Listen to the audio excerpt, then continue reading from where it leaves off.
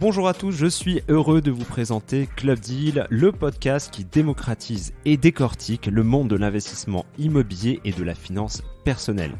Je suis Loïc Audet et depuis 10 ans, en cofondant ImmoCities, j'ai bataillé afin de rendre l'investissement locatif accessible au plus grand nombre en accompagnant des milliers d'investisseurs à bâtir ou développer leur propre patrimoine immobilier. Et dans cette toute nouvelle saison de Club Deal, je vous propose, en compagnie de mes invités experts et surtout passionnés de finance, de découvrir ensemble les stratégies qui vous permettront enfin de mettre votre argent au travail. Je vous souhaite à tous une excellente écoute.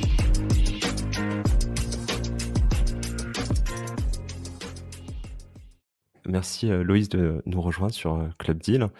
Loïs, tu es directeur France de Priceable. Alors, certains professionnels de l'immobilier te connaîtront, ou connaîtront en tout cas le service Priceable. Avant de parler de big data, d'intelligence artificielle, des données immobilières qui pourraient nous intéresser en tant qu'investisseur, mais aussi en tant que professionnel de l'immobilier, pourrais-tu en quelques mots te présenter sur ton parcours? Je sais que tu es un polytechnicien, donc tu as un parcours assez intéressant. Je te laisse te présenter, Loïs. Bonjour Loïc et bonjour Club Deal. Merci pour l'invitation. Alors pour me présenter très rapidement, en effet, j'ai un background plutôt euh, ingénieur et ensuite avec une couche d'économie par-dessus. C'est toujours bien d'avoir la double casquette pour appliquer des méthodes mathématiques ou scientifiques à l'économie. Donc ça, c'est un peu mon background. Et depuis maintenant, comme tu le disais, un peu plus de 5 ans, je dirige les activités de Priceable sur la France. Donc on a développé cette équipe et cette expertise. J'ai rejoint l'aventure, on était un peu plus de 5 personnes, on est maintenant un peu plus de 160, 170. Donc voilà pour moi et pour cette aventure Priceable dont on va parler aujourd'hui et ce que ça apporte sur le marché. Ok. Tu peux nous parler de tes précédentes expériences? Je sais que tu as commencé dans l'armée française. Alors dans l'armée française, c'est beaucoup dire. En effet, il y a un stage militaire, on va dire, dans le cursus de formation à l'école polytechnique. Donc ça m'a donné l'occasion de connaître mieux les armées et de passer 8 mois sous les drapeaux, d'abord en formation à Côte-Quidan dans l'armée de terre et ensuite en stage en régiment pour voilà, comprendre, apprendre et mieux appréhender ce monde si particulier qui est l'armée et dont on retrouve malheureusement en ce moment, dont l'intérêt se rappelle à nous Ouais, par les événements actuels malheureusement. exactement. Est-ce que ça t'a changé en tant qu'homme bon, même si à mon avis, tu pas forcément été sous le feu des tirs ennemis, mais est-ce que ça change un homme, l'armée? Alors question en effet très, très profonde, Bien sûr. on va dire que ça change au sens où c'est une expérience du management qui est extrêmement particulière.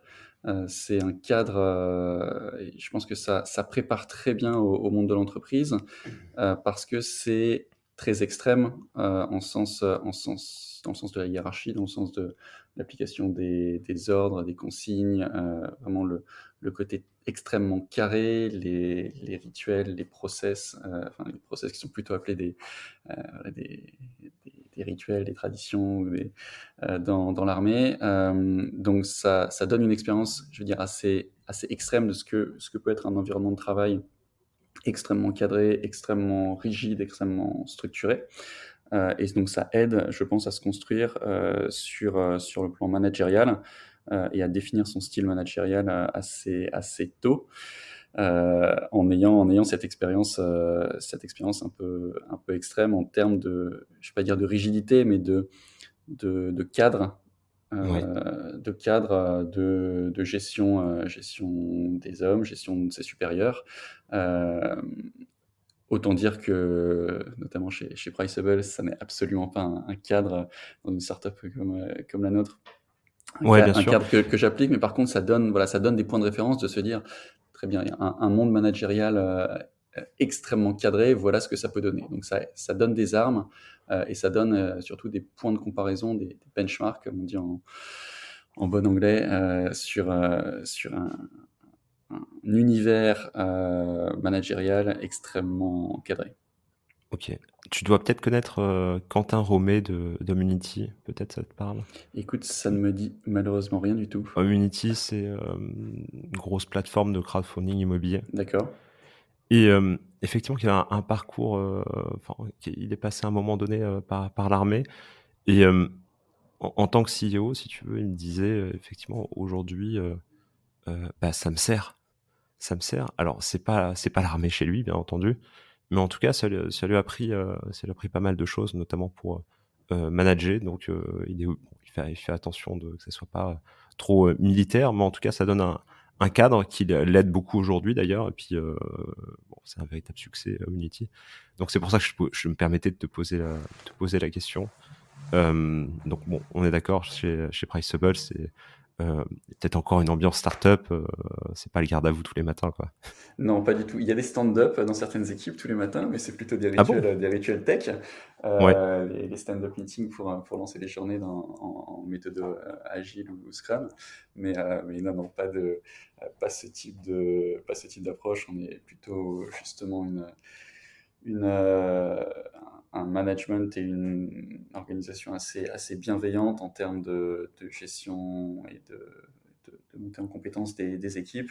On sait que sur des types de boîtes comme nous, sur des profils, notamment sur les profils tech qui sont extrêmement demandés. C'est le style de management et le style d'organisation, la fluidité des process est absolument essentielle pour que les gens se sentent bien chez nous et performent bien, restent et voire même amènent leurs amis. C'est toujours utile dans des ouais, univers très complètement. concurrentiels comme le monde de la tech. Exactement. Et du coup, comment tu fais pour passer, effectivement de, quelques salariés à une centaine finalement, 5 ans, c'est pas grand-chose. C'est beaucoup et peu à la fois. Heu, comment bon, j'imagine que vous avez levé des fonds, entre-temps, mais comment tu fais pour passer, ouais, effectivement de 0 à 100 personnes, manager une centaine de personnes? Alors je ne manage pas moi une centaine de personnes, très loin de là. La chose essentielle qu'on ne fait jamais assez, c'est dès le début s'entourer et recruter au sein des équipes les bonnes personnes, les bons leads, dont la mission, dont la feuille de route, c'est justement de recruter, de structurer les équipes. Donc c'est une aventure de groupe, c'est une aventure on est sur plusieurs pays, donc on a dès le début souhaité avoir les bonnes personnes euh, dans l'équipe pour OK. justement monter les équipes le plus vite possible, mais le plus intelligemment et le plus sur la durée. Donc un des points essentiels, c'est ça, c'est avoir les bonnes personnes, les bons seniors, les bons leads pour structurer. Et on parlait du côté startup, on parlait pas du côté scale-up, mais en effet, euh, on parle souvent de l'approche startup, donc c'est quand on doit un peu chercher son business model, quand on est une dizaine, une vingtaine de collaborateurs. On parle assez peu souvent de la partie scale-up, donc quand on va passer de 50 à 100, 200 personnes, Ouais. où en fait cette partie-là, c'est souvent la partie la plus difficile. Souvent, ce qu'on dit, c'est que le juge de paix, c'est un peu la série B en financement, donc le Mmh. deuxième vrai gros tour de table, où finalement, on est obligé à ce moment-là de faire la démonstration qu'on va être capable de passer à l'échelle et Et de pas perdre les anciens en cours de route de ne aussi, pas parce perdre les qu'effectivement, anciens, mais surtout de mettre en place, et c'est le point essentiel qu'on perd, et c'est souvent un gros mot, mais mettre en place les bons process, parce que passer de 20 personnes à 200 personnes, c'est extrêmement chaotique comme route si les bons process ne sont pas en place. Et une chose que j'ai appris, c'est que on est toujours rattrapé par ces process. ouais, Et en fait, la course sur une boîte de type scale-up, c'est mettre en place, avoir les bonnes personnes, mais surtout avoir les bons process suffisamment fluides pour gérer et anticiper toutes les problématiques de croissance qu'on peut avoir. Les problématiques de croissance, elles sont sur la partie RH, sur la partie formation, sur la partie comptable, sur la partie finance, sur la partie produit, sur la partie infrastructure tech, sur la partie compliance. Donc en fait, on a toute une série sur des boîtes en très forte croissance, on a toute une série de problématiques qui surgissent au fur et à mesure, qui sont adressées dans le bon ordre et suffisamment rapidement. On y reviendra par exemple, mais le sujet, un des sujets pour Priceable, on se positionne comme une solution euh, qui s'adresse aussi à des enterprises, donc des très grandes banques, des très grands réseaux. C'est comment, en tant que startup, en tant que scale-up, on se positionne sur un niveau de robustesse, de solidité qui va permettre de rentrer des très grands comptes qui ont des exigences extrêmement fortes en termes de compliance, en termes de sécurité, etc. Donc ça, c'est un des exemples un exemple parmi toutes les problématiques qu'on peut avoir quand on essaie de monter une boîte et de la faire passer de 50 à 200 personnes. OK. Et si tu devais, nous expliquer, ou en tout cas expliquer, à ta grand-mère ce qu'est Priceable en étant super synthétique, heu, si tu devais Alors, définir, la boîte? alors, définir la boîte de façon très simple en une phrase, c'est qu'on fait de l'estimation et de l'analyse immobilière, c'est-à-dire qu'on estime le prix, le loyer, et on permet d'analyser n'importe quel appartement, n'importe quelle maison en France. Donc ça, c'est vraiment en quelques mots. Si on rajoute une deuxième couche pour affiner, on est une solution B2B, c'est-à-dire que nos clients ne sont que des professionnels de l'immobilier. Mmh. Je reviendrai après sur les typologies de clients qu'on adresse, mais une solution entièrement B2B, SaaS, c'est-à-dire que c'est du software as a service, ce sont des solutions qu'on met à disposition de nos clients en B2B pour leur permettre, dans leur métier, d'estimer, d'analyser, voire même et surtout de conseiller sur n'importe quel bien, conseiller leurs clients sur n'importe quel bien immobilier. OK. Que ça soit, de l'appartement parisien je sais pas, un grand ensemble immobilier, tu es capable de me donner de la data, en ce qui concerne et de la data qui soit, enfin valable quoi? Tout à fait. Alors, notre positionnement, ça a vraiment été, maintenant on va rentrer un petit peu plus dans le détail. Notre positionnement, ça a été vraiment de se positionner comme la solution fiable et leader sur les problématiques d'estimation et d'analyse immobilière et d'accompagner absolument tous les acteurs sur le segment, depuis l'agent immobilier jusqu'à la foncière cotée ou le promoteur national. Et nos solutions, si je reprends les deux extrêmes de ce spectre, elles permettent à un agent immobilier de conseiller ses clients sur un appartement parisien, un appartement lyonnais ou une maison à Bourg-en-Bresse, Ouais. mais elles permettent aussi à des très gros investisseurs d'analyser des portefeuilles de plusieurs milliards d'euros. Là, on a eu l'exemple récemment, on a conseillé un de nos clients a utilisé nos solutions pour valoriser tout simplement tout le portefeuille immobilier de l'armée française, un peu plus de OK, 2,3 milliards d'euros, quand euh, même. donc un certain portefeuille. Donc là, on leur a permis, avec nos solutions, d'analyser extrêmement vite un portefeuille de plusieurs dizaines de milliers de lots. Donc on accompagne tous ces acteurs de la chaîne de valeur de façon presque agnostique et on fournit le même niveau de profondeur et d'analyse à un agent immobilier qui a besoin d'analyser un studio à Brest pour un investissement locatif et conseiller son client sur cet investissement. Les plus gros deals en termes de portefeuille, enfin, soit de cession, soit d'acquisition de portefeuille d'immobilier résidentiel. OK. Est-ce que parce que vous n'êtes pas agent immobilier à proprement parler, il y a personne sur le terrain. Hem, Est-ce que justement la difficulté c'était pas, de pouvoir garantir la data que tu donnes dans la mesure où, tu sais, tu as beaucoup de particularités, des fois même, assez finement, entre, un côté, le côté pair de la rue et le côté impair de la rue, il y a des différences significatives. Des fois, ça manque de données parce qu'il n'y a pas assez de ventes immobilières sur tel ou tel secteur. Du coup, comment tu fais quand justement il te manque de la data Alors, pour projeter, le, j'imagine. euh, le sujet n'est pas tellement celui du manque de la data. Le marché immobilier résidentiel, et j'insiste bien sur résidentiel, c'est pas du tout le cas sur de l'immobilier de bureau ou de l'immobilier logistique ou des maisons de retraite ou autre.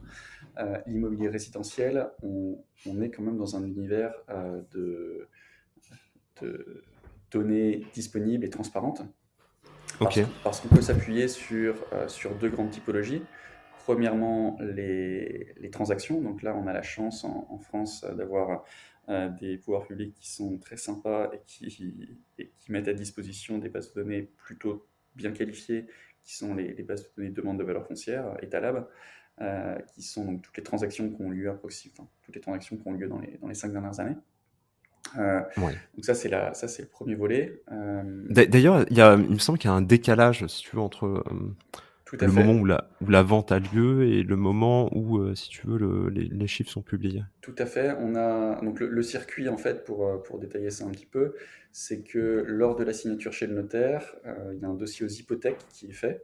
Donc le notaire envoie les données sur une transaction aux hypothèques, ça part à Bordeaux, et ensuite les hypothèques traitent ce dossier, l'envoient au ministère des Finances à Bercy, et ces données sont ensuite mises à disposition par Etalab. Et donc en termes de timing, généralement, la publication des données se fait autour du 20-24 avril et du 20-24 octobre. Ok, Et autour du 20 avril, on a les données jusqu'à décembre de l'année d'avant. Donc on a toujours entre 4 mois, 3 mois et demi, on va dire, et 9 mois de délai sur la remontée de ces informations. Donc ça, c'est la ok. Et première source. Et en effet, comme tu le disais, mais à certains endroits, quand on va être en zone extrêmement détendue, bah, il y a assez peu de transactions. Ou dans des zones comme l'Alsace, ouais, qui ne sont pas couvertes par demande de valeur foncière, cette base de données, pour des raisons historiques, où bah, il n'y a pas de transaction. Donc c'est une des choses sur lesquelles on ne peut pas s'appuyer. Et le deuxième volet, du coup, sur lequel on construit nos analyses, que ce soit nos algos, mais aussi notre outil d'analyse de comparables, ce sont toutes les annonces immobilières qui vont passer sur tous les portails immobiliers. Et notre spécificité, c'est qu'on donne de l'information sur les annonces actives, mais également les annonces expirées. C'est-à-dire tout ce qui est passé à un moment sur le marché. ok. Euh, Et vous êtes capable de dédoublonner, puisque des fois, pour le c'est même un bien, très tu gros peux te... sujet. Pour le même Ouais. bien, on peut avoir parfois l'annonce sur 5 portails différents, voire 5 fois au sein du même portail. Donc c'est un des très gros sujets. Et à des prix différents, avec Et des à des prix mètres carrés différents, différents aussi, avec des hein. mètres carrés C'est ce différents, qui est des assez tailles de drôle. terrain différents, des photos différentes. Donc c'est un vrai gros sujet de data engineering et de data science, Hmm. d'être capable de dédoublonner ça. Donc on- on a beaucoup de ressources allouées Ouais. sur ce sujet. C'est jamais parfait, mais on a une équipe qui travaille en permanence sur ces sujets-là pour améliorer tous nos algorithmes de déduplication dans toute l'Europe. Sachant que, évidemment, tu dois quand même appliquer, enfin, là, on parlait des annonces en cours, il faut quand même appliquer une décote, enfin, une légère décote, parce que tu as un taux de négociation, j'imagine, qui est à peu près similaire. Enfin, tu t'achètes jamais au prix, quoi, ou très. Alors c'est là que Je ça mets devient... dehors Paris parce Ouais, que c'est un peu délicat, mais quand tu es en région, c'est pas rare d'avoir une décote. Et en plus, tiens, d'ailleurs, deux trucs en un. Tu as aussi les honoraires des agences immobilières qui sont encore parfois un peu floutées parce que, suivant le fait qu'elles soient à la charge de l'acquéreur ou du vendeur, elles le paraissent ou pas dans les annonces immobilières. tout à fait. Tout à fait. Alors là-dessus, c'est là qu'on arrive sur le notre positionnement et les cas d'usage que l'on met en œuvre. Nous, notre sujet, ça n'est pas du tout de fournir une estimation brutale, on va dire, et qu'on va mettre devant l'agent en lui disant, voilà, l'agent, si on prend l'exemple de l'agent immobilier, voilà le prix, point barre. Ouais, c'est comme ça. C'est absolument pas le sujet, et on ne travaillerait pas avec tant d'agents si on avait cette approche-là, parce que la problématique d'un agent immobilier, c'est pas tellement de savoir le prix, c'est plutôt d'avoir les éléments de contexte, d'avoir une première estimation de prix, mais ensuite d'avoir les éléments de contexte pour pouvoir, un, se faire un avis, et deux, raconter une histoire, mais dans le bon sens du terme, Oui, raconter une histoire en l'occurrence c'est souvent le prospect vendeur, pour lui montrer qu'il est le bon tiers de confiance, le bon intermédiaire pour vendre son bien immobilier. Donc, si je me place dans les chaussures d'un agent immobilier qui utilise Priceable, comment ça se passe? Donc, il arrive sur notre plateforme, sur sa plateforme en l'occurrence, avec ses codes d'accès, et il rentre les caractéristiques d'un bien, soit dans son CRM, soit directement sur Priceable. mhm. Il obtient une première estimation. Donc là, cette estimation, elle est en sortie de notre algorithme. Cet algorithme, il embarque à la fois les données transactions et les données annonces. Donc les données transactions, ça permet vraiment d'avoir la baseline du vrai prix transacté, avec l'adresse exacte et vraiment la vraie baseline du prix. Donc ça permet Ouais. de, de s'extraire des problématiques dont tu parlais de négociation potentielle.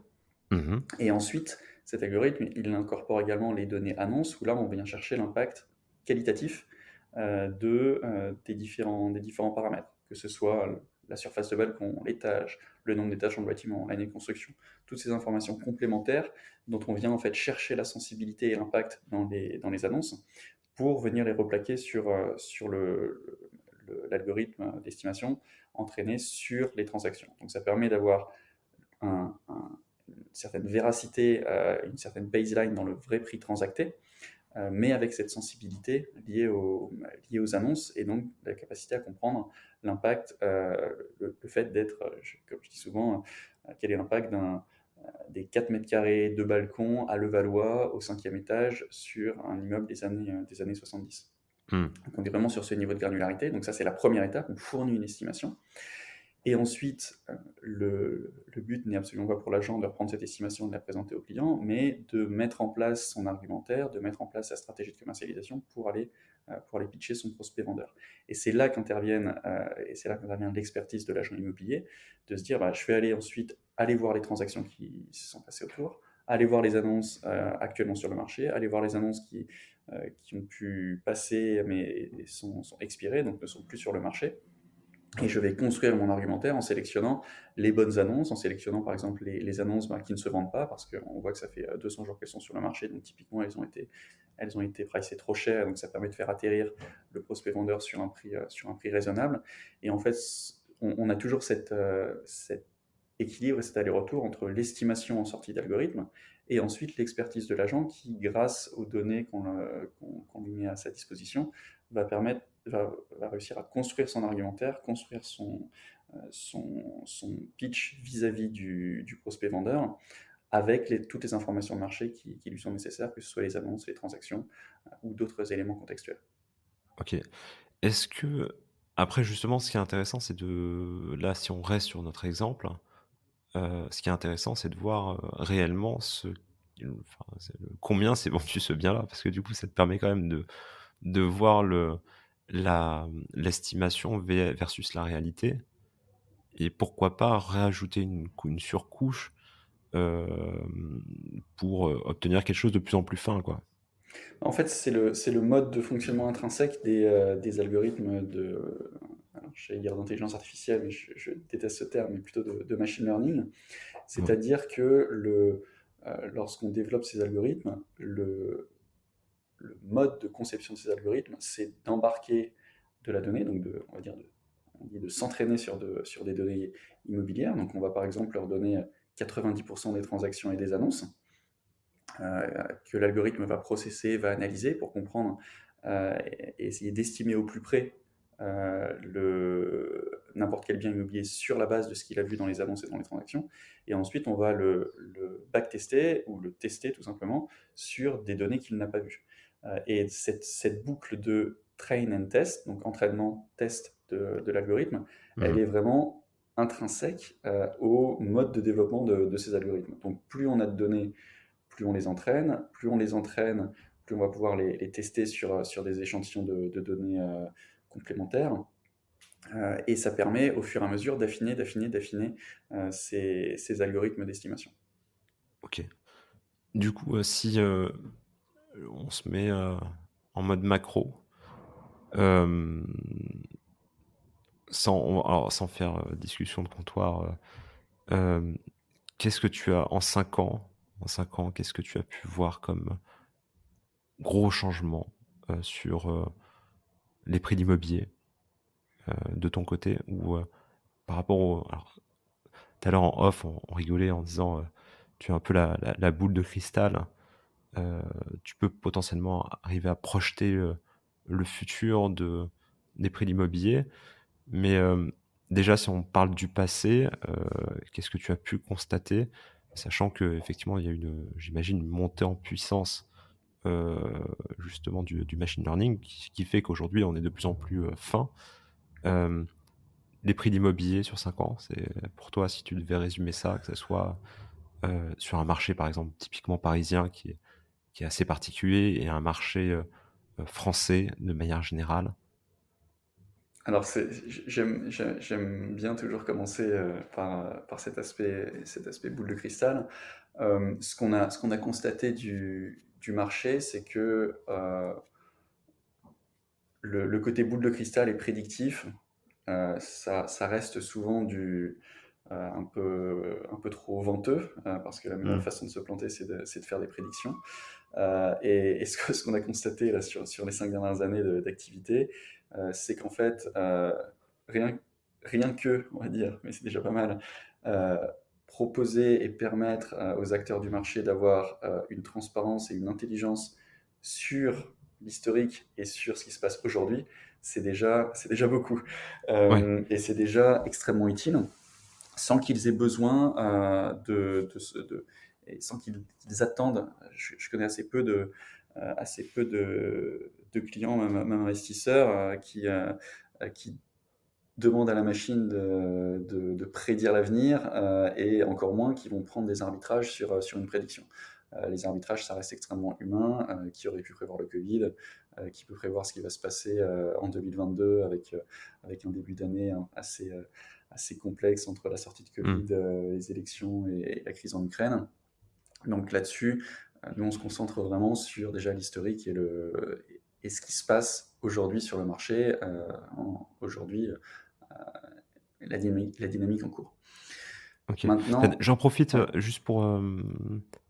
On parle du conflit en Ukraine. Alors là, ce serait plus ton avis perso plutôt que, encore une fois, prédire quoi que ce soit. C'est pas le but. De toute façon, on n'est pas magicien. Euh, Est-ce que tu penses réellement que un conflit, alors là, on en est qu'au début, malheureusement, enfin, j'en ai la sensation, peut avoir un impact positif ou négatif sur le marché immobilier? On parlait, enfin là déjà, à l'heure actuelle, on parle un peu des matières premières, de l'énergie, des choses comme ça. Est-ce que bah, la pierre, au final, c'est quoi? On pourrait penser que c'est un peu comme l'or, ça serait une valeur refuge ou pas du tout? Alors c'est juste sur C'est ton toujours, ouais, sentiment perso. c'est toujours du, Ça n'engage que toi et on se le dit entre nous, personne nous écoute, tu vois. c'est du multifactoriel comme on peut en rêver. Euh, les impacts peuvent être extrêmement variés. On peut parler de quid d'une augmentation du prix du gaz sur les dynamiques dont on pourra reparler sur la performance énergétique et l'impact sur les prix, parce que ça va être des choses qui vont jouer qui vont jouer ensemble. Des sujets sur l'évolution des marchés, l'évolution de l'inflation potentiellement impactée par enfin, de l'inflation et donc la réaction des banques centrales sur les taux qui impactent sur ensuite les taux de crédit et qui peuvent impacter sur les prix de l'immobilier. Donc on est sur de la dynamique extrêmement complexe, extrêmement multifactorielle, Mmh. sur les prix de l'énergie, sur l'inflation, sur les taux, sur le crédit, sur l'attrait de la pierre versus les marchés financiers qui sont quand même pas mal secoués récemment. Donc Ouais. on est sur du multifactoriel, et bien malin serait et sera celui qui pourra prédire si ça va avoir un impact à la hausse ou à la baisse sur les prix de l'immobilier. Je n'en ai pas la plus traître idée, à vrai dire. OK. Bon, si j'interprète un peu ce que tu dis, bon, c'est pas ce que tu m'as dit, mais si j'interprète un peu, et je grossis le trait, hem, dans ce que tu m'as dit effectivement, les matières premières, donc l'énergie, donc potentiellement, on peut se dire qu'un logement, une passoire thermique qui aujourd'hui est quand même vachement pointée du doigt, potentiellement, pourrait être encore plus pointée du doigt, puisque effectivement si, l'énergie, ne cesse d'augmenter, ça va devenir réellement, plus qu'un enjeu. Déjà, c'en est un aujourd'hui. Tu me parlais, de l'économie, surtout des taux de la BCE. Heu, potentiellement, ça peut remonter. Enfin, quelque chose qui est, totalement envisageable. Hem, donc au final, effectivement, bon, je te fais dire ce que tu as pas dit, hein, on est d'accord. Mais ça peut avoir un impact qui est relativement neutre ou plutôt, mauvais, ou en tout cas qui deviendrait un peu, enfin, le prochain acheteur serait un peu plus élitiste que celui d'aujourd'hui. Je, je Tu veux pense, pas te non, mais je ne vois pas comment une série de crises comme ça peut avoir un impact positif, et je ne vois pas comment on pourrait être dans une situation plus positive que sur les 5-10 dernières années, où finalement il y avait assez peu de crises comparé à ce qu'on a eu sur les 12 derniers ou sur les 24 derniers mois, mmh, où on a eu des taux extrêmement bas, de l'argent gratuit et des actifs financiers immobiliers qui montent jusqu'au ciel. Donc je pense quand même que les indicateurs sont moins au vert que sur les 5 à 7 dernières années. Et je ne, je ne vois pas de raison que cette dynamique très à la hausse continue sur la même lancée. Et d'ailleurs, ça a très nettement ralenti. Nous, ce qu'on a vu, on l'avait annoncé et publié dès juillet-août 2020. ouais. C'est ces premiers signaux de décote sur Paris Intramuros, où on continue, et ça revient un peu sur ta question de tout à l'heure, où on détecte et on continue à voir cette dynamique beaucoup plus calme, si ce n'est pour dire, si ce n'est dire cette stagnation sur Paris Intramuros, Mmh. dynamique que l'on ne voit pas du tout sur les autres grandes métropoles et sur les Ouais. régions où on a plutôt on a eu un effet Covid sur les prix, notamment certaines zones euh, où le télétravail est plus doux, on va dire, Ouais. qui sont développés sur des dynamiques à deux chiffres parfois. OK. Bon, pour Paris, j'ai la sensation que, bon, et ça n'engage que moi, encore une fois, les arbres ne montent pas jusqu'au ciel, a priori, et que, par rapport au pouvoir d'achat et à la capacité d'endettement, d'un ménage, francilien, heu, ou, mais un peu plus resserré, parisien, c'est devenu, vraiment compliqué de se loger, quoi. C'est devenu vraiment, compliqué de trouver quelque chose, sachant que l'accès à Paris, commence à partir de 10 000 € le mètre carré. À C'est l'échelle mondiale, c'est pas lu c'est ça reste, une ville qui est presque accessible à l'échelle mondiale. Néanmoins, pour le parisien, ça devient de plus en plus, délicat, donc et puis on avait, beaucoup d'investisseurs, notamment, enfin, je remonte un peu le temps, mais bon, déjà les premiers investisseurs à Paris, il me semble qu'ils sont italiens, et après, beaucoup de personnes du Golfe également qui ont investi massivement dans l'immobilier parisien. Mais bon, bah, avec certainement contexte économique Covid et puis plus récemment ce qui est en train de se produire, j'ai l'impression qu'effectivement on a atteint un peu la limite de ce qui est possible de faire à Paris, en tout cas à l'instant T. Alors, je pense que rentrer par le prisme investisseur étranger, ça reste, je pense, le sommet, la partie émergée de l'iceberg. Mais il faut garder en tête que quand même, les investisseurs étrangers sont plutôt déjà étaient plutôt très axés sur l'immobilier de bureau.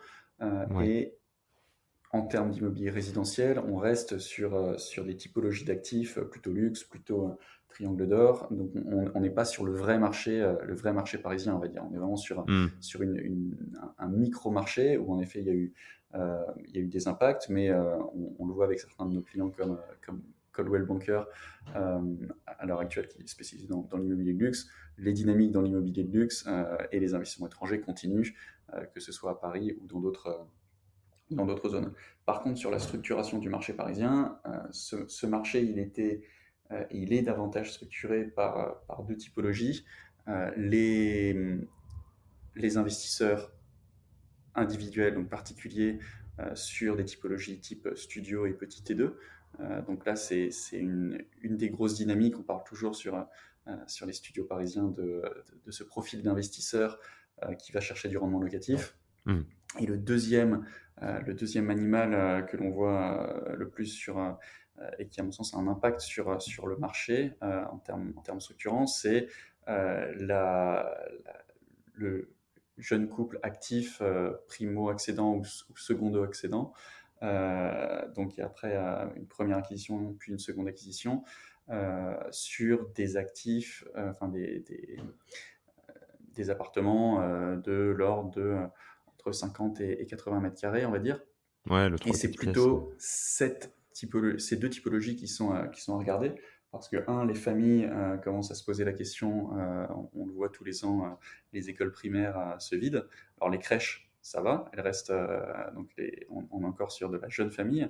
Par contre, les écoles primaires commencent tous les ans, enfin, continuent tous les ans à se vider. Donc on a vraiment euh, une, euh, une typologie de population qui commence à partir de Paris, justement celle qui se positionnerait sur des 3 pièces, 4 pièces, donc la typologie au-dessus. Ouais, Ça, c'est une première dynamique qu'on voit arriver et qui est assez structurante, à mon sens, pour le marché. Et la deuxième, c'est les points d'interrogation qu'on et les questionnements qu'ont tous les investisseurs individuels qui étaient habitués à se positionner, à investir sur des studios, d'où la dynamique et la liquidité très forte des studios et des petites pièces à Paris, où bah, ces acteurs-là, ce qui va les impacter, c'est plutôt le rendement. Donc en bien comparatif sûr.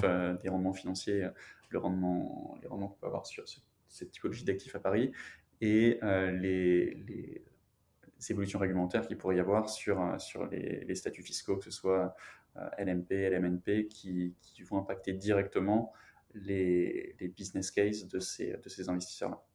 OK. Hem, Justement, on parlait de ces appartements de taille intermédiaire ou un peu supérieure, donc les 50-80 mètres carrés. Aujourd'hui, bon voilà, la colocation, le co-living, c'est devenu, pas la norme, mais c'est quelque chose qui se démocratise de plus en plus.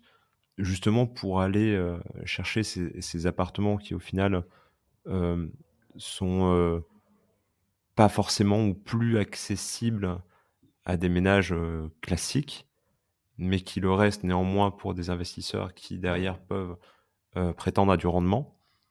Est-ce que justement, enfin l'idée, alors c'est peut-être un peu trop tôt pour le dire, mais est-ce que justement, à terme, on pourrait pas avoir une revalorisation de ce type d'actifs parce qu'utilisés différemment et parce que, bon, le français reste malin, hein. L'idée, c'est quand même d'occuper le terrain et Paris est certes peut-être un peu plus vide, mais ces profils étudiants, très jeunes actifs sans enfants sont de plus en plus nombreux. Alors, je ne sais pas si à terme cette dynamique va permettre de faire remonter un peu cette gamme de surface des 4 pièces, on va dire, sur Paris. Par contre, ce qui est très clair, c'est que en termes de décote, en termes de dynamique, ce sont les typologies qui souffrent le plus à l'heure actuelle. Et donc, alors, quand je dis elles souffrent, on n'a pas de décote extrêmement forte, mais la décote, enfin, la- La non-surcote. la dynamique, voilà, non surcote, on va dire, la dynamique est la plus basse pour ces typologies-là quand on les compare aux studios ou quand on les compare aux très grandes surfaces qui sont moins impactées parce qu'on est plutôt sur des budgets très élevés, assez, un peu plus open bar, on va dire. Hmm. Mais c'est vraiment cette typologie qui est impactée et donc qui devient intéressant pour des business cases comme ceux que tu décris, avec un achat de 3 pièces, 4 pièces, 5 pièces, pour le mettre sur de la colocation où il y a des rendements qui en effet sont beaucoup plus élevés. C'est aussi une des façons de court-circuiter pour certains les sujets d'encadrement des loyers. Euh, et après, ça reste bien entendu un arbitrage entre certes un prix d'acquisition qui va être plus compétitif par rapport aux autres typologies, mais par contre, de la gestion, des coûts opérationnels qui vont être, et du temps opérationnel qui va être un Plus peu plus élevé. élevé sur ces actifs-là. Donc on reste sur l'arbitrage classique de je prends une décote à l'acquisition, mais je vais chercher plus de rendement, mais je vais avoir plus de frais et de gestion et de coûts sur sur cette partie, sur le run de mon opération. D'ailleurs, là, tu viens de toucher du doigt une question essentielle. Tu viens de parler d'encadrement des loyers. Là, on va ouvrir une boîte, là. Tu as évidemment, j'imagine, de la data sur tout ce qui est location, forcément. Mhm. La question extrêmement frontale, douloureuse, c'est est-ce que les Parisiens respectent l'encadrement des loyers? Absolument pas. Voilà, merci. Absolument pas. Et Mais justement, est-ce que peut-être tu as de la donnée ou de la data, alors, sans forcément me donner quelque chose d'ultra détaillé, mais euh, par rapport à l'encadrement des loyers, on va dire le larcin, le dépassement, le dépassement moyen, ce serait quoi? Ce serait du 5, du 10%? alors, on suit, je dis pas qu'on suit ça comme le lait sur le feu, mais on fait régulièrement on fait régulièrement des petits articles avec certains journalistes sur le sujet pour suivre déjà le taux de,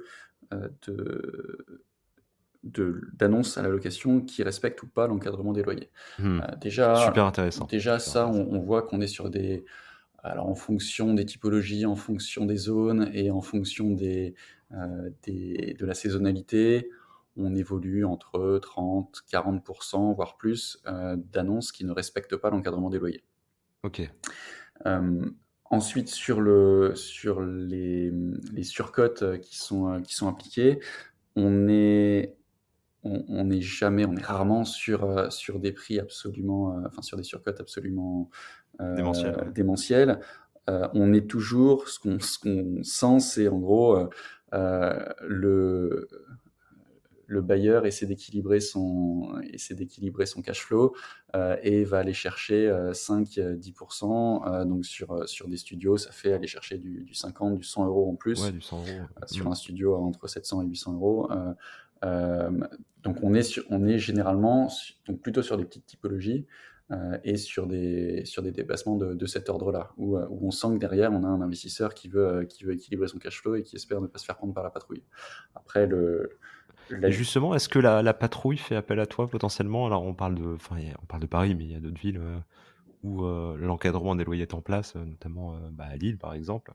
Est-ce que tu as justement des villes qui te demandent de la data pour essayer de pallier à ça, alors sans toucher du doigt Jacques Personne, non, non, mais pour pour monitorer un peu tout ça et voir si effectivement euh, les mesures sont fructueuses ou pas, quoi.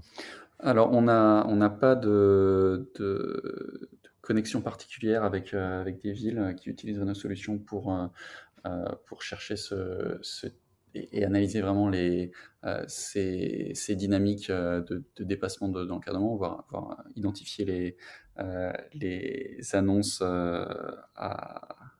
en tort, on va dire.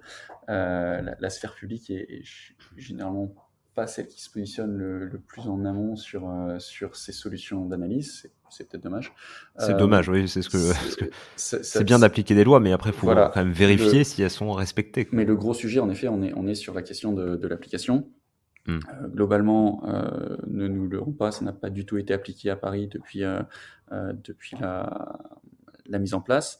Maintenant, je crois savoir qu'il y a des actions menées qui sont euh, beaucoup plus importantes, avec des sortes de patrouilles qui vont être beaucoup plus agressives et rechercher ces Ces éléments. fameuses patrouilles qui vont être potentiellement de plus en plus féroces à la recherche de ces loueurs potentiellement délicats, ou en tout cas qui voudraient appliquer un loyer plus cher. D'ailleurs, pour rebondir sur ce sujet-là, généralement c'est la conciliation, c'est le point d'entrée, si tu veux,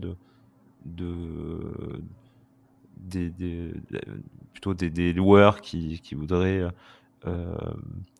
louer plus cher que le prix conseillé. Toi, qu'est-ce que t'en penses de ton côté? Bah, c'est vrai que l'approche a été avant tout éducative, on va dire, d'informer sur l'encadrement, sans être trop coercitif. Les suites légales, pénales ou financières sont assez longues à mettre en œuvre. Donc on est en effet d'abord sur de la conciliation, puis un processus assez long de conciliation entre le bailleur et le locataire. Maintenant, notamment à Paris, la mentalité et la philosophie évoluent fortement en se disant qu'il va falloir aller chercher de façon beaucoup plus proactive, identifier et aller concilier un peu plus fermement, on va dire, les bailleurs qui ne respectent pas cet encadrement. Donc, je pense que ça va être de plus en plus compliqué pour les investisseurs qui souhaiteraient ne pas respecter l'encadrement des loyers, de le faire en 2022 et en 2023, ce qui va, à mon sens, plutôt dans le bon sens, de se dire on a un choix politique qui est fait sur l'encadrement des loyers. La moindre des choses est ensuite de le mettre en œuvre avec les bons outils et de l'appliquer. Ok. Si je dézoome un peu sur la carte de France, bon là on a parlé de Paris, mais évidemment tu parlais de ces villes qui ont pris plus de 10%. Alors là je parle à l'achat, hein, sur 2021 au final, fin 2020-2021. Comment est-ce que c'est un feu de paille et ça va potentiellement s'arrêter? Alors encore une fois, pas de boule de cristal, mais est-ce que tu penses que c'est quelque chose qui va encore évoluer dans le bon sens, en tout cas pour les personnes qui souhaitent vendre? Quand je dis dans le bon sens, c'est forcément euh, le bon sens pour certains et mauvais sens pour d'autres. Il y a eu une dynamique très forte qui a été un peu la fuite de Paris, où on a vu des régions, enfin, on pourrait avoir des racines, et plus que des racines bretonnes. On a vu des dynamiques en Bretagne, notamment des villes comme Brest, comme Vannes ou autres, où on a vu des dynamiques à deux chiffres, en gros de Parisiens qui sautaient le pas et qui quittaient la capitale pour aller se mettre au frais et à télétravailler dans des régions plus Plus clémente. sympathiques. C'est ça. Et donc cette dynamique, elle a été très forte, et c'est la principale raison de ces augmentations, parfois à deux chiffres, sur ces villes-là. Cette on a un peu un balancier, on l'a tous en tête, hein, on s'est tous dit au milieu du deuxième confinement, bon, c'est le moment de partir et on va s'installer ailleurs. Il y a ceux qui ont sauté le pas l'ont sauté et ont induit ces Mm. différentes hausses. Maintenant, je pense à titre personnel que ça va un peu s'assagir. Et on va faire moins de confinement, j'espère. Et cette dynamique va un peu s'essouffler de tous ces ultra-urbains qui partent vers des contrées Ok. plus D'ailleurs, climatiques. chez Priceable, il y a beaucoup de, beaucoup de télétravail, j'imagine. Alors nous, on cumule un peu parce qu'on est une boîte très internationale, on est sur 9 pays. On est une boîte jeune avec beaucoup de profils tech. Donc c'est des populations qui font structurellement beaucoup de télétravail et qui s'organisent en termes de process, en orientant process, pour bosser et fonctionner en télétravail. Donc nous, structurellement, on a une grosse partie de nos équipes qui sont soit en télétravail complet, soit en télétravail partiel. Après, on a notamment sur le bureau parisien, une assise qu'on essaie d'avoir la plus forte possible, avec des super locaux qui sont essentiels à créer cette culture et cette ambiance et cet état d'esprit. On a quand même, et je reste convaincu qu'on a besoin de se retrouver, qu'on a besoin de ce lien social et de ce lien humain, et que Zoom Oui, c'est bien a beau sympa, être ça marche bien, très mais efficace, ça ne remplace pas une bonne interaction avec un café ou ouais, avec une bière. entièrement d'accord. D'ailleurs, vos bureaux sont situés où? On est en plein Ok, milieu du sentier. Et je leur passe un petit bonjour. On est au Partech Shaker, qui est un immeuble du fonds Partech. Euh, donc très beau bureau avec un magnifique rooftop ok, sur bon, tout vous Paris. êtes au cœur de l'action, quoi. Donc c'est vrai que le Exactement. dommage pour le télétravail, c'est plus sympa au bureau, quoi. Il faut les 2. Il faut les deux, c'est bien un peu d'avoir les deux. Je pense que c'est un peu la réflexion dans toutes les entreprises, de trouver, d'explorer le bon entre-deux, entre le présentiel et le distanciel, pour améliorer la qualité de vie, parce qu'il y a certaines améliorations indéniables sur la partie qualité de vie Mmh. avec le distanciel, mais par contre de conserver ce qu'il faut en présentiel pour voilà, construire cette culture d'entreprise, construire l'ambiance et offrir un univers de travail au sens social, au sens d'interaction sociale OK. qui soit Bah, du extrêmement coup, je riche. rebondis directement sur la partie, bureau, commerce, enfin, surtout bureau. Hem, évidemment, le télétravail a énormément restructuré, enfin, en tout cas, appelle à la restructuration même des bureaux.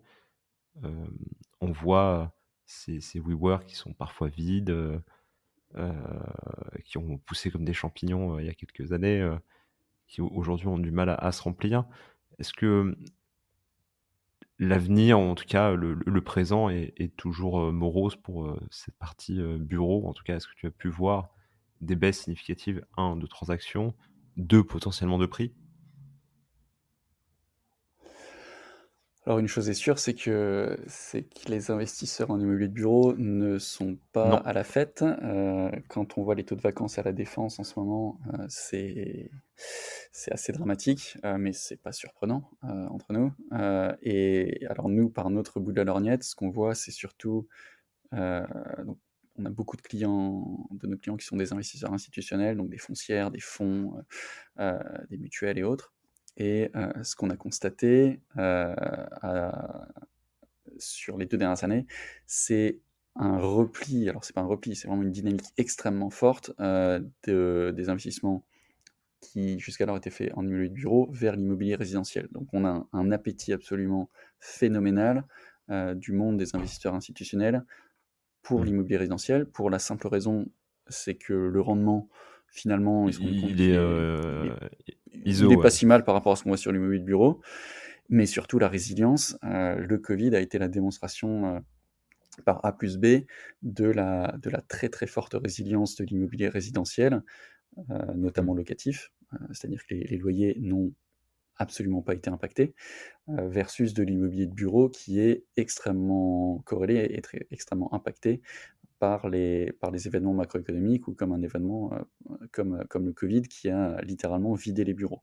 Donc, nous, de notre côté, ce qu'on voit, c'est vraiment euh, tous ces investisseurs qui étaient principalement positionnés sur du bureau, qui se rapatrient et qui allouent des sommes gigantesques sur l'immobilier Ok. Bon, résidentiel. ce qui est dommage, c'est que cette conversion, parce qu'il y a quand même, on parle beaucoup de nombreux mètres carrés, c'est dommage que cette conversion soit pas plus simplifiée, que ça soit extrêmement difficile, par exemple, de transformer un bureau en une multitude de logements, alors que bon, dans d'autres pays, ça se fait très bien.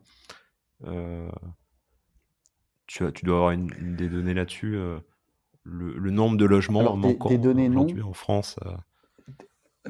Des données assez peu. Après, on parle, les chiffres sortis sont toujours de centaines de milliers de logements manquants en France et du fait que la promotion n'arrive malheureusement pas à suivre. Donc oui, la conversion des immeubles de bureaux en logement, c'est forcément un levier sur lequel on peut et on devrait s'appuyer encore plus. Il y a des acteurs extrêmement efficaces sur ces sujets. Je pense à Novaxia, par exemple, qui s'est positionné très tôt Mm. sur ces sujets. Euh, Maintenant, en théorie, oui, c'est une chose qu'on devrait faire le plus vite possible. Après, il y a la vraie vie et dans les faits, convertir un immeuble de bureau qui est structuré d'une certaine façon, qui est organisé d'une certaine façon en termes de technologie constructive, en termes d'organisation, euh, et ben en fait, souvent, en termes d'effort, c'est quasiment équivalent à construire un immeuble résidentiel euh, Oui, en partant de zéro. Donc on est quand même sur des conversions qui ne se font pas en non, non, claquant dans les doigts. c'est sûr. Mais bon, après les mètres carrés, le foncier étant difficilement trouvable dans les régions, enfin, en tout cas dans des zones tendues, euh, des fois, vaut mieux refaire.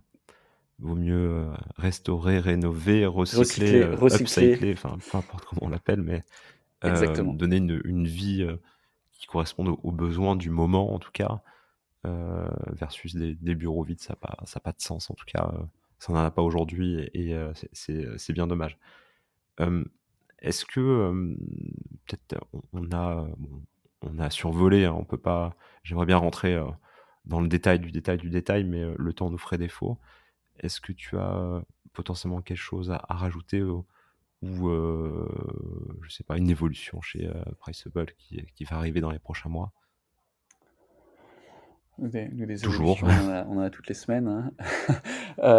Non, non, ce qui est intéressant de voir et qu'on voit de notre côté, c'est que tous les professionnels de l'immobilier, que ce soit les agents immobiliers, des plus petits jusqu'aux plus gros, que ce soit les banques, que ce soit le monde de la gestion de patrimoine, euh, tous commence à intégrer et à se positionner de plus en plus fortement sur l'immobilier, qui jusqu'à maintenant a été, je pense aux banques et à la gestion de patrimoine en particulier, qui a été une classe d'actifs un petit peu délaissée, Hmm. notamment pour les banques, parce que c'est de la résidence principale, parce que c'est un peu plus compliqué à pricer et c'est un petit peu plus compliqué à suivre qu'un PEA ou qu'une assurance vie.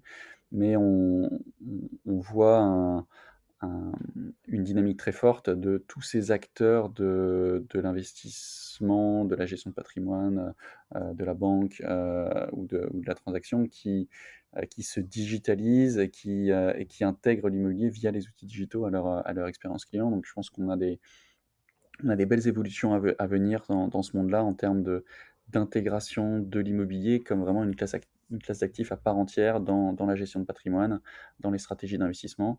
Et pas seulement, quand les stratégies d'investissement, c'est pas Hmm. seulement du Pinel, c'est vraiment positionner l'immobilier ancien, la résidence principale, les investissements locatifs, au cœur de stratégies patrimoniales avec une proposition de valeur de ces acteurs-là qui commence vraiment à s'enrichir sur de l'aide à l'acquisition, du suivi, des recommandations d'arbitrage. Donc ça, c'est des dynamiques qu'on voit apparaître de plus en plus chez nos clients, qui j'espère, profiteront à tous les auditeurs de Club Complètement. Deal, D'ailleurs, si vous êtes client de BPCE, profiter de cette à un moment transparence de donné, marché. vous aurez indirectement accès aux données priceable, quoi. Indirectement.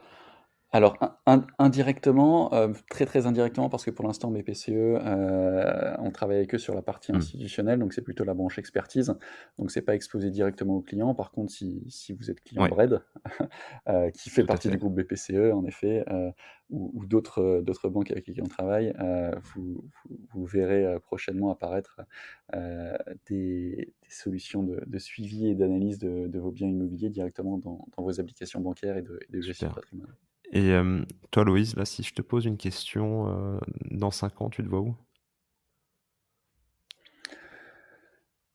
Je pense que les 2 dernières années, ont rendu, beaucoup trop difficile cette Ça projection. n'empêche pas de rêver quand même.